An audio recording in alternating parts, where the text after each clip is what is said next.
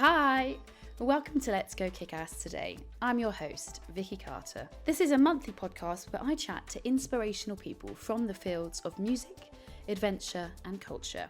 People who basically are really kicking ass and making their own rules in life. So if you want to feel empowered and inspired, you've come to the right place. In this episode, I chat to musician, singer and songwriter Tally Koren about finding her purpose through music and bringing people together through peace and poetry. For me, it's like, it's a purpose to do that. You know, when you find what is your real purpose in life, it just makes everything so much more as a joy, although there are obstacles. I also speak to Justine Laymond, a sufferer of Lyme disease, who has gained a new perspective in her life after receiving a lung transplant 13 years ago. I needed help, and I was 31 with a Zimmer frame. I mean, this is something that you never would think would happen to you. Finally, I speak to Victor Oshin, a talented actor on stage and screen, who highlights the challenges of becoming an actor and the lack of diversity in the arts. That's another thing that, really got to keep in your mind doing this. Why did you start? Kind of what I've always got in my head. I know why I'm doing it, so there's nothing that's ever got to stop me from doing it. First up is my interview with singer-songwriter and musician Tally Koren. She tells me how she brought different nationalities together in a church through a scheme of peace in the Middle East, and how losing her husband through cancer manages to turn such a negative experience to a positive one, to positively impact other people's lives through her inspiring projects with peace and poetry and so much more. She tells me how she gained the title of Ambassador of Peace. I feel very proud. I gained it by doing the first event that was relating to peace and reconciliation. The title was Music for Peace in the Middle East. So I had Israelis, Palestinians and Iranians on one stage in a church, which is the ultimate to have. It's like the vision of all those people together and on one stage. It wasn't easy. It was a challenge. But I made it. And then after I got at the House of Commons, the Ambassador for Peace for this event, but for many other things that I'm doing. That's the thing, you're uniting people together. I mean, do you think you'd be able to do that in another country? Bringing music from different nationalities who might have rifts in the past to come together? I think it's becoming now part of my driven message. We all speak the same language through music, which I bought you a little wristband. Oh, lovely. You're wearing one as well. Thank you. That's why I got it today. Gorgeous. I've got a T-shirt. So of course you can do it in every country, because every country, as we see, has division. And in my country, where I am from, Israel, there is definitely division all the way through.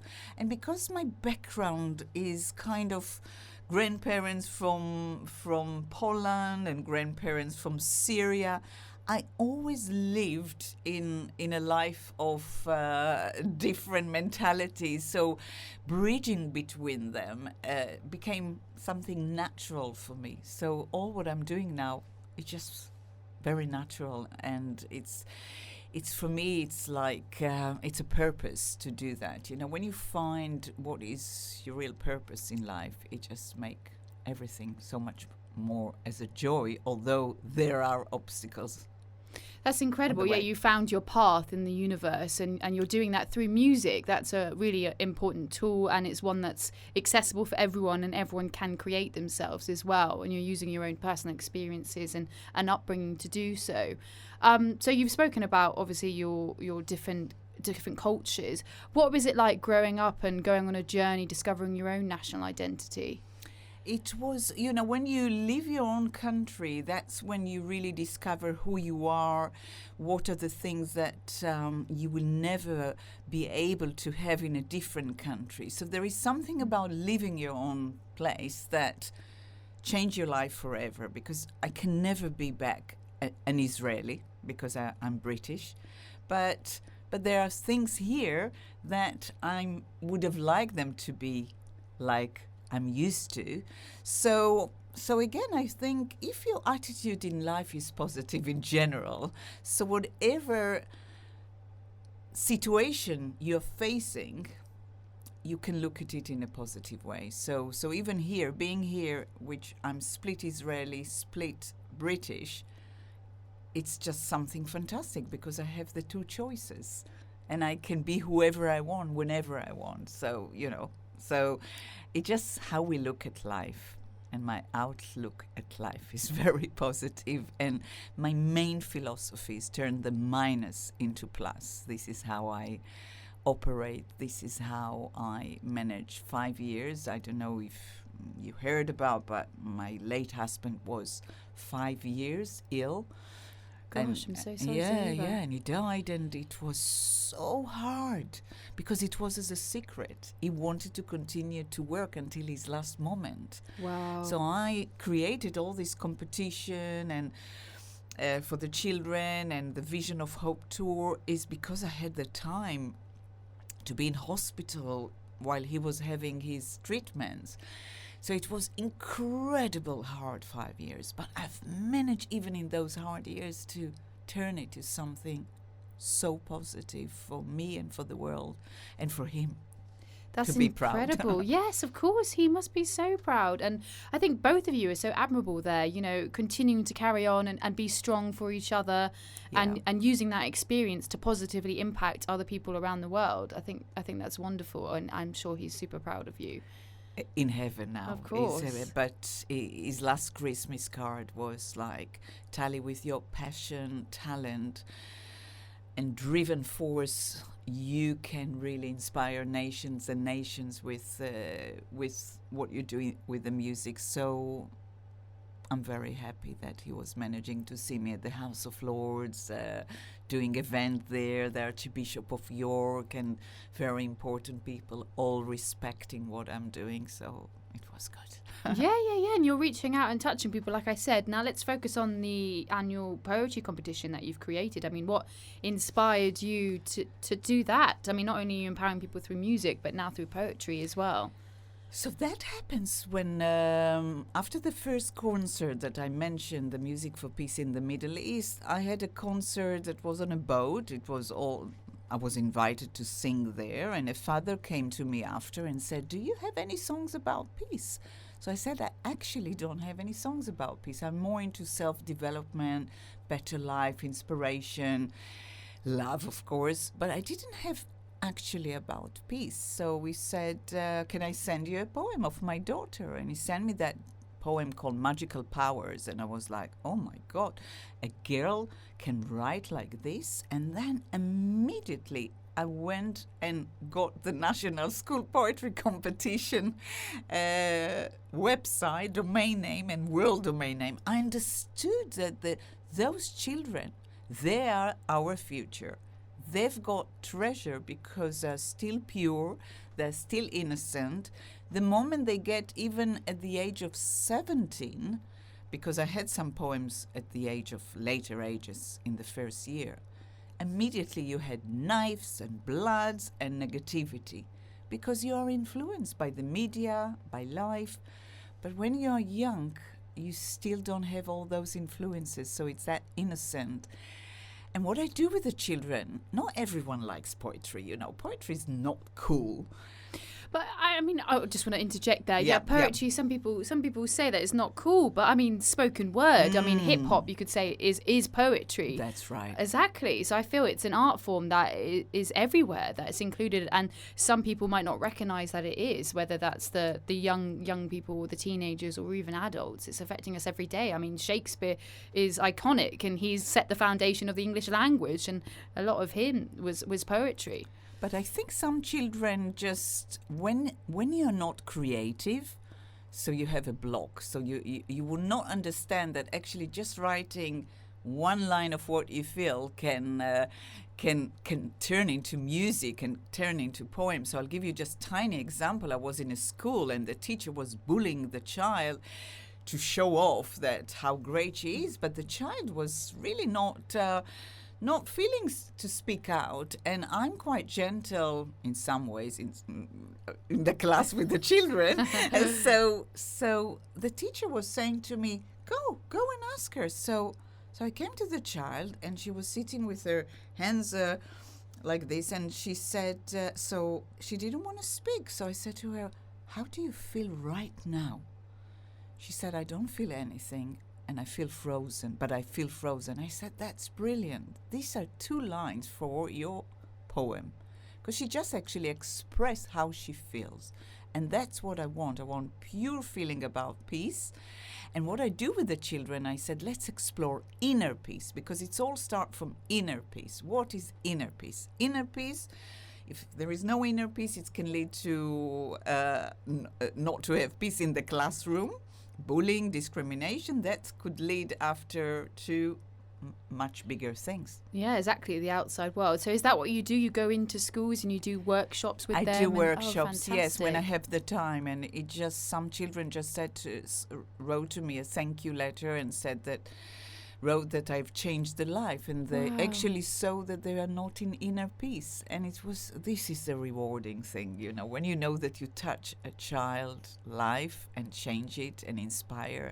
So it's worth all the effort. Of course, it's incredible, and you're changing their perception and getting them in touch with their own emotions. And maybe in future they might not be able to connect with their emotions and voice them, but they could use poetry as a catharsis to do so. So is this part of your Hope of Vision tour? Yes, Oh, and this is fantastic. exactly, you touch exactly. It's the emotions that I want from people to express, because you read about a lot of disasters that happen in the world, like terror attacks, and you can read that the people that done those evil things were actually quiet people, nice neighbors. But you can imagine what kind of volcano they had inside them, and they didn't just express it. They didn't divert it in the right way. So do you feel that more musicians should follow suit and create music with a message that could positively empower other people? Definitely, and I would like to collaborate with different singers. If they can hear that interview, so I would love to collaborate, and especially if you have one big name, it will change everything. I think Gary Barlow wrote a song. He's also in that direction, and I will be in touch with him. And it's just to get together all. We need to unite all the people that want to do positive things. We need to unite. Yeah, and bridge cultures, bridge gaps, and Exactly. come together in peace. So is that what inspired Dark Hand, Light Hand as well? Yes, so Dark and Light Hand was written by Jessica Clay. She was 13 years old. She's now 15. I met her a few days ago in wonderful. a concert with her mother, and she read the original poem. And her English teacher told her not to submit the poem. Can you imagine? And I think she managed to capture with the imagination, like a line, peace could be where a dark hand touches light hand. So I asked her, how did you get all these images? So, in a very childish and innocent way, she just answered, I just don't understand why people cannot get on one with each other. So we're looking for all kind of extremes and put them together. So it's a wonderful message that she's bringing in that song. It is fantastic. I've heard it myself, and like you said before, it's when you're younger and you've got that innocence, you're still in your mind, but also you're so perceptive to the media and to the music you listen to, and it shapes you who you are as an individual. Exactly. So you recently performed that song, didn't you, in a stadium with a huge Yes. gospel choir? How was that? That was so amazing. And now that you know the story about my husband, my connection to the MK Dons was because he was helping them at the time as a sports psychologist. Wow. And the girl, Jessica Clay, she's from Milton Keynes. So the 1+1, I said that would be the perfect place to celebrate International Peace Day. So I was so, I was emotional, but I think I said the right thing when I before starting to sing, I said, on this pitch, my late husband stood, and not everyone is fortunate to live a long life. So why should we waste our time with negativity, conflicts that lead to world war? Let's listen to the word of 13 years old. She has a line, and she said, peace could be where a stranger and a stranger all come together. And then I started to sing. Oh, It was fantastic. Yeah, that's such a touching moment as well. I feel like so many senses and emotions and past and present and future, you all came together right then and there. Yes, yes. It's wonderful. And so you performed there, and you performed in venues like Tate Modern at Albert Hall. I mean, out of all of those, what's the difference between being with a gospel choir and the different setups and audiences? Yeah, I think the Royal Albert Hall was the biggest performance because we had few hundred people singing behind me and a full orchestra and the stage. And my husband, it was his last thing. Oh, wow. That's wonderful. Yeah, so it just was so fantastic, so fantastic. So the Royal Albert Hall is so far my favorite venue in the world. Yeah, wow. This is what I love about your music, is that there's just so many different avenues that, you know, you're pursuing, and the music is fantastic, but also, you know, you're interacting with young people and shaping their perceptions as individuals and empowering people and bridging the gap with your different cultures as well. I mean, if you had to give any advice to someone who's either struggling with their own creativity and outlet of emotions or understanding their own cultural identity, what would you say to them? I would say to them, and actually say it from my own experience, just follow and be who you are. All the way through, people will try to change us, and especially as an artist, we need to be loyal to who we are. That's number one, and don't let anything hold you back, and never give up, because, you know, I'm over 55 and I wouldn't be and able I'm to tell. living the dream, and I still have a lot to achieve, to my opinion, but I'm a person that feel fulfilled and happy, although I had few very hard situations, but I still, you know, very happy and choose to shine in this world. I would say happiness is also, it's a choice, and that's what I said. Even in the hardest situation, and they come to us, we cannot prevent that. We have bad days, we have bad situation, bad people that come. This hard time, I'm always saying, right, how can I turn it to something positive? So even logically saying to yourself, I don't want to be here anymore. Like even the last week, you know, I had all these concerts, and then I had a big event in Manchester.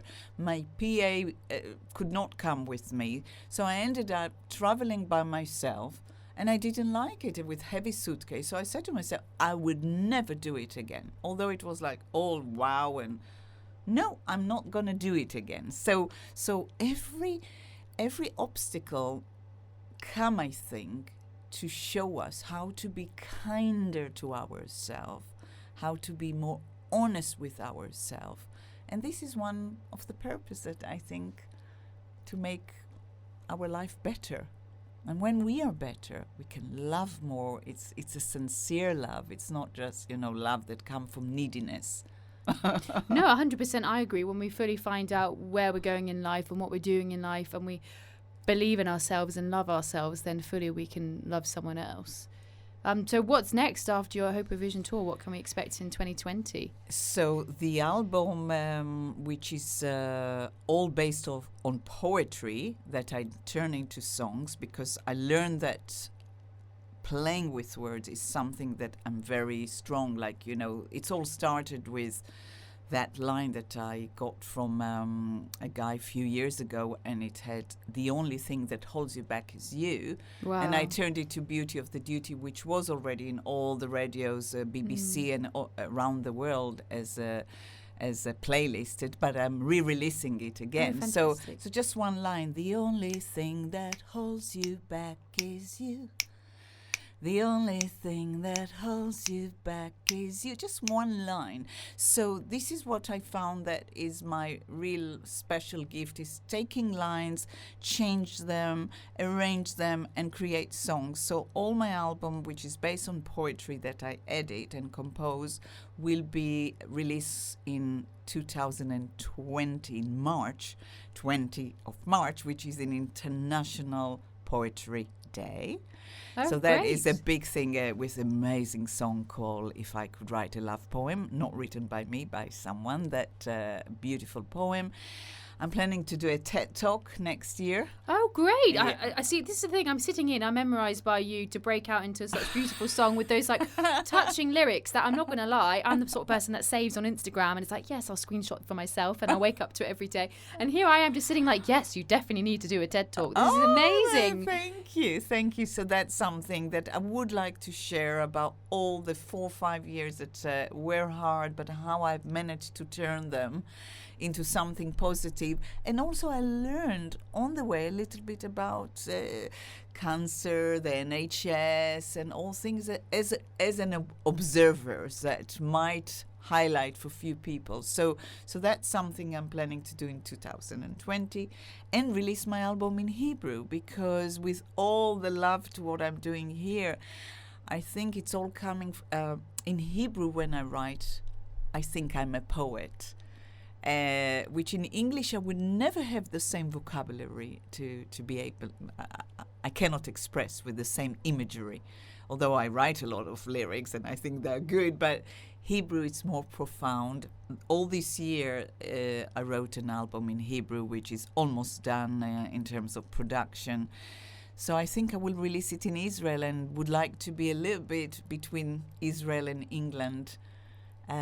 Next year, that's the plan. Wonderful. Do you find it more challenging to create and write in Hebrew or English? What comes more naturally to you? The words in Hebrew were more easy, but then because it's my language, to finish a song can take me 4 months, because I polish it and polish it and polish it, compared to English, that like the song that I told you, My River, I write it in one take, just walking by the river. And so yeah, I love them both. And as I said, the moment you leave your own country, you are a split person, and you cannot do anything about it. And I know a lot of foreigners that will hear this interview will agree.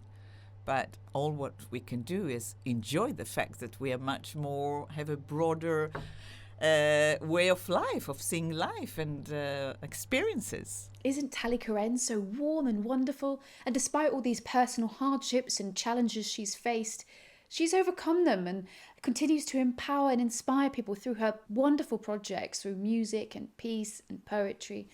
I really hope her Hope of Vision UK tour goes well. Next up is Justine Laymond, a Lyme disease sufferer and a receiver of a lung transplant. She shares what Lyme disease is and how debilitating it is to push someone to need a lung transplant. She also tells me about juggling 3 jobs, being driven by work and the desire to succeed, to planning her own funeral in a hospital bed.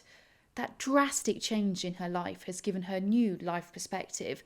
She also tells me how she competed in the British Transplant Games for Team GB, how she's conquered mountains, sailed across the Atlantic, and has a new persona in burlesque drag. First, let's find out what Lyme disease is. Well, the full name is lymphangioliomyomatosis. Wow. And over the years, I've been able to say it, not from the start. And it's a very rare condition, and it affects women only. When I was diagnosed, well, it seems about 2005, I was the 61st person in the UK to have this condition. Wow. Affecting 1 in a million. It's become more common now, where it's maybe 1 in 100,000. So my mum said I was very unique and very special, but I'm not so much now. But in a way, it's good that it's been recognised, that people are more aware of this condition. It causes cysts to grow inside the lungs. It takes up space inside the lungs, so it makes it difficult to breathe. Because also it's a circulatory condition, it affects other parts of the body, the kidneys, the brain. And over the years, I've had my brain checked for tumours as well. So it's a very debilitating condition, and I did deteriorate very quick once it was diagnosed. I'm so sorry. It's strange that it's gone from 1 million to that rate now. I mean, why is that so drastically changed? I mean, I've had my transplant now for 13 years. So over the period of time, maybe it has always been there, but because it was so rare and symptoms not really recognised or misdiagnosed, emphysema or other things, maybe doctors and hospitals became more wised up with it, so more people were diagnosed with the right condition. I mean, it is upsetting. It is a horrible disease, and I did suffer very badly. And I had it for about 10 years, actually, before I was diagnosed. Wow. So when they said I had LAM, I was already at the end stage with maybe a few months to live. Gosh, I'm so sorry. How did that make you feel, having that news and also having that condition for 10 years? I always knew something was wrong. And when doctors say there is nothing wrong, you kind of put your faith in the system. And I did have a collapsed lung initially when I was in my early 20s. And at the time I was told it's because I'm tall, I'm slim, I'm athletic, and collapsed lungs happen to men, not very often in women. But like I said, it was so rare, so there was no knowledge about Lyme disease really back then. And I suffered with pain, which I now know over the years was the cysts growing inside my lungs and popping, and the tissue becoming dead on the inside. And then when my lung collapsed again, fast forward 10 years, instead of it being the right lung, which was 3 times back 10 years ago, it was the left lung, which collapsed 13 times. 10 years later, my other lung had gone down and I was diagnosed with this condition. As much as I was horrified, I was actually, in a way, relieved, because I finally had like the final piece of the jigsaw, that there was something wrong and I wasn't going mad. And then, like I said, all the reasons over the years, the pain I experienced, everything made sense. But unfortunately, when they said I had this condition, when I looked it up, the first thing you read is, you know, you die, there is no hope. And because I'm a very positive person and colourful, which your viewers can't see, but I've got bright pink hair, bright pink eyebrows, lovely blue flower in your hair, matching your eyeshadow as well, all colour coordinated. Yes, I'm a very colourful person, very positive person, and I've always been that way. And I knew then, back in the day, that I wanted to raise awareness of this condition to give hope. So basically, my story over the years has evolved and almost became like a role model for other women with this condition, because it is only women that have this disease. That's incredible. You're empowering and inspiring other people. How did you feel when you received that transplant, and how has it shifted your perspective in life at all? I mean, of course. I was just a normal girl, living life, having fun. I actually had 3 jobs. I worked full-time in the health sector. I was a dance teacher. I was a kids entertainer. Wow, that's impressive enough. But it was all about work, getting to the top. And then basically I went from everything to a click of a finger to nothing. I ended up living in a hospital for 6 months, you know, but even planning my funeral. And then when you get given a gift of life, which it really is, a precious gift, my life and perspective change. I take nothing for granted. As this interview will go on, your viewers will hear the incredible things I've done, that without this transplant I would have never even been the sort of person to do it. I'm living my life. I've lived also part of my life now, and I've still got more, and trying to achieve my dreams, because I know life is short. I know it's a gift. Obviously, I hope I go on to be a blue rinse granny and make the age of 99. But still incredible hair. Yeah, but regardless, I want to do things that this gift has made it possible for me to do. Wow, that's incredible. I read up that you actually had to teach yourself to walk again, and I'm sure there must have been many times where there were obstacles and challenges that you had to overcome. How did you push through those? You're absolutely right. I sit here now with a big smile on my face as if everything was a walk in the park. It wasn't. When they diagnosed me with the end-stage Lyme disease, they said I had a few months to live, but I actually held out for nearly 16 months waiting for my transplant. 3 false alarms. On the 4th one, it went ahead. Prior to that, as I said, I deteriorated so much. I was induced into a coma for about 3 weeks. And when I came out of the coma, yes, my body had wasted away. I was on a life support machine for 2 months, so I couldn't eat, walk, talk, communicate. And I needed help. And I was 31 with a Zimmer frame. I mean, this is something that you never would think would happen to you. I could barely walk 2 steps, but I was so determined that they said to me, I got suspended from the transplant list because I was so poorly, and I know that I needed to get myself back on it, which I did. And then I thought, right, every day I'm going to do my physio. I mean, there were good days and there were bad days, and there were very dark days, and it was perseverance to get where I needed to be to get back on the list to get my transplant. I was that girl, like I said, living life, partying, working 3 jobs. I was at the element, you know, I was at the pinnacle of my life, and it was just shattered instantly, you know. But that's then. But I made it, you know. I got through the surgery, I got through the physio, the recovery, and even the doctor said it was a miracle that within 3 weeks I was out. But I'd lived there for 6 months. Said it's unheard of. That's incredible, and it's a miracle, like you said, and it's a gift of life now, going around and empowering and inspiring other people, this, you know, healthier and more fulfilled in life version of you. And so you've reached out and you've been involved with British Transplant, is that correct? Yes, I over the years have done so much. I did many years in the Transplant Games, competing for Britain, Europe, and then the World Games. That's fantastic. Part of Team GB. I also took part in a sailing venture, sailing around the world, which I know you might want to elaborate on a little bit more. Yeah. I've also climbed mountains in Ecuador, and in the last few years I've taken up a persona doing burlesque and drag with a character, L'amour le monde, which means love of the world, to also raise awareness and, again, empower people. And every element that I've done, no matter what, is always got a root of organ donation in each chapter or phase that I've done in my life, so people will know about me.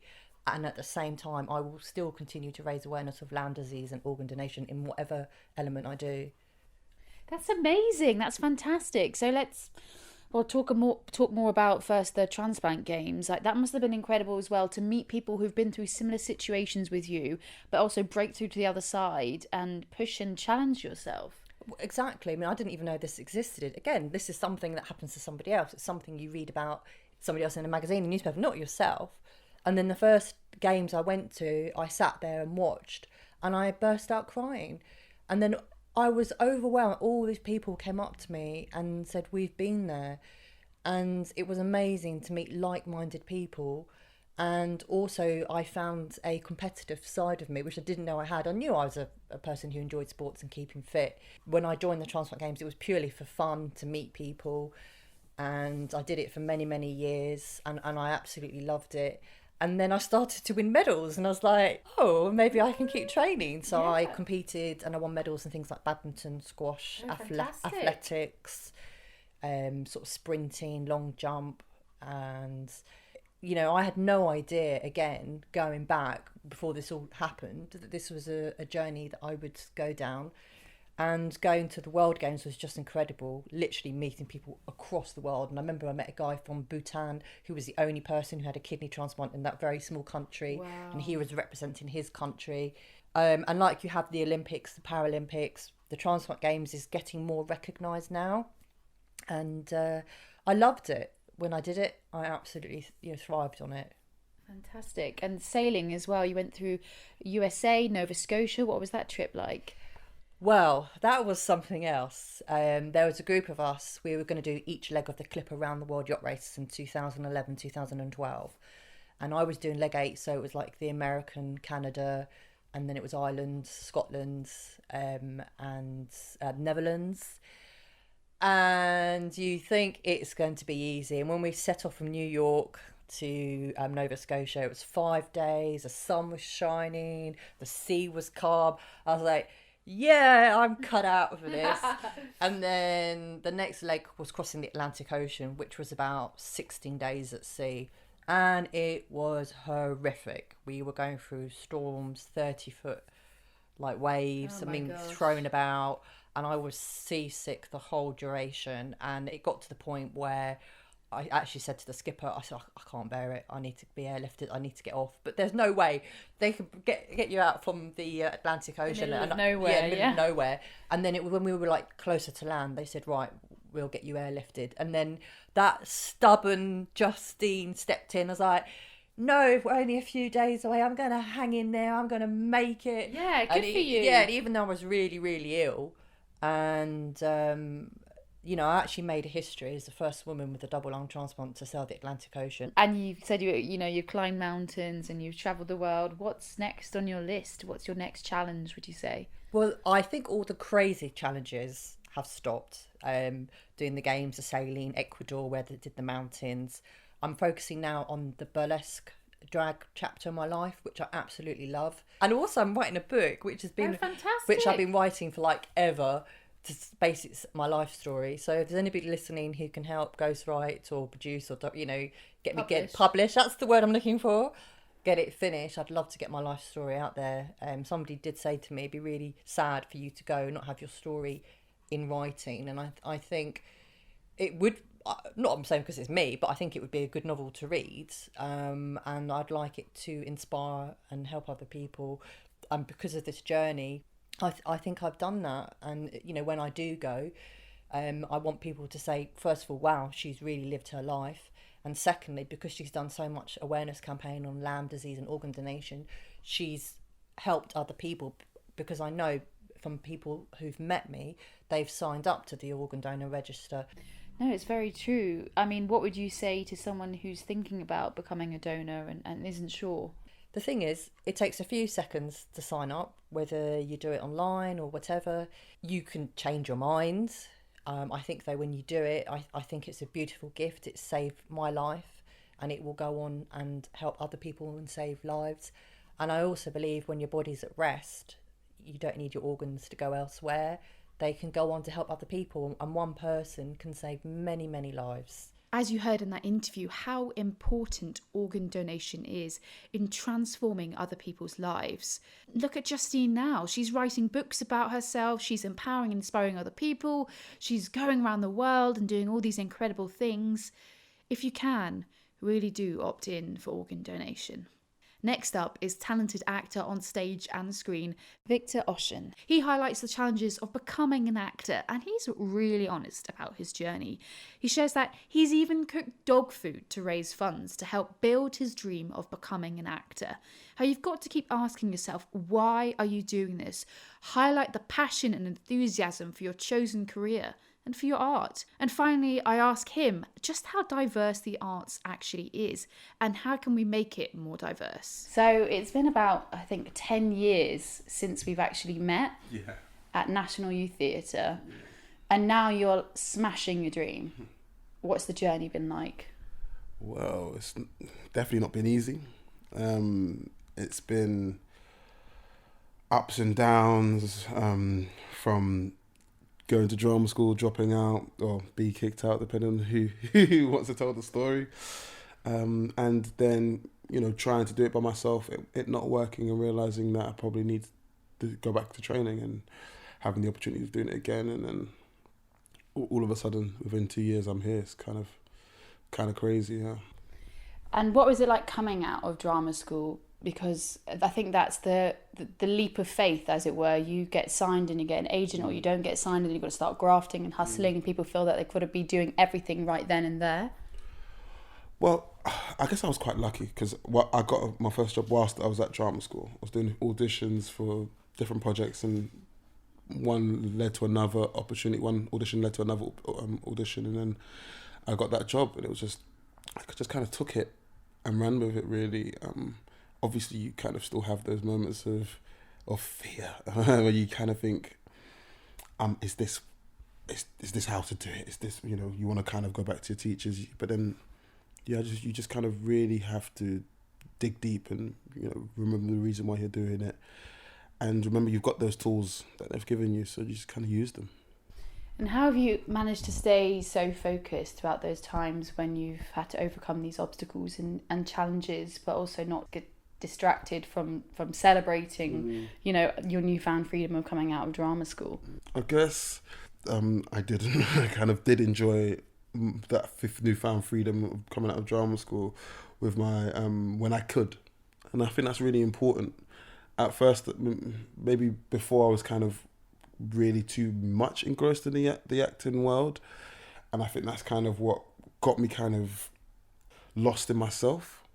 I think what I've been kind of trying to do a little bit more now is look after my family, be with my family more, have that kind of social life where you can actually go around and do things that have nothing to do with acting. that's not that, it's not what I love, but I do love acting, but it's really good to have a life outside of it. Basketball, table tennis, all those kind of things are really cool to do. Because it is an intense career and it can be quite lonely at times. I mean, you were saying earlier to me you'll have months on and months off. I mean, luckily you've got these creative projects that you can be engaged and you have those passions and skills. But what would you say to people who think that the career in the arts is unachievable or unrealistic, and how have you managed to break those stereotypes? Well, I've kind of just taken my time with it and just really invested in myself. So people that think it's unrealistic, I'm like, cool, brilliant. That's your opinion, but I've had many different jobs to continue my art really. So you kind of go, I've cooked dog food. Yeah, I've cooked and packaged dog food. Wow, what was that like? It was horrendous, but it paid well. So that paid for certain classes that I was doing on the side, So those, I've washed dishes. I've been a bartender. Even when I've been a senior bartender, you've got to just kind of make it work. Whatever opportunity you've got, you just especially to make money for you to do your love, you just do it. You just even if you've got a job, even like now, I'm still bartending, even though I've got a nice little job. You know what I mean? You just kind of got. I'm still in that mentality of just keeping it going, just keep on keeping on, really. But it's that commitment to your passion and your drive that you'll do anything to take those classes and keep honing that craft. Exactly. But that's what the industry is known for. It's not only being very tough to break into, but also tough to even make a start really with audition process. What was that like? Because that's something that's always put me off. They might be like, oh, your right eye is bigger than your left eye. I guess I've been auditioning for since obviously MIT, since we did MIT, so I was used to rejection, used to the kind of process. How can you do that? I don't know. I don't know if it's like a tough skin thing, being Nigerian or something. I don't know. I just don't take anyone's opinion to be my thought process or affect me, because it's their opinion and everyone can have that. But I'm going to give my best version of myself in this particular role. I guess I don't know who it was in particular. An actor said this. He said that go into an audition like it's a rehearsal. Since I graduated, just go into an audition like it's a rehearsal. Just enjoy the rehearsal process. Talk to them, kind of get through the things that are niggling me and have fun. Do you know what I mean? Like, it's the reason why I do this, to tell stories and have fun. And that's another thing that really got to keep in your mind doing this. Why did you start? Kind of what I've always got in my head. I know why I'm doing it, so there's nothing that's ever got to stop me from doing it. No, it's true. I mean, every job interview someone goes to as well, it's the same thing. It's a learning curve. It shapes you and it prepares you for the next one, and hopefully that you can smash it. Being Nigerian, how diverse do you think the arts is? Because statistics shows from Arts Council England, their diversity report in 2019, BAME actors and workforce, it was 11% last year and 12% this year. I mean, that's within 2019. That's 1% change in 1 year. Well, there's a lot of amazing creatives that are coming out, are being seen more. Because it's not like we haven't been here. We've been here. We've been here the whole time. You're just finally seeing us.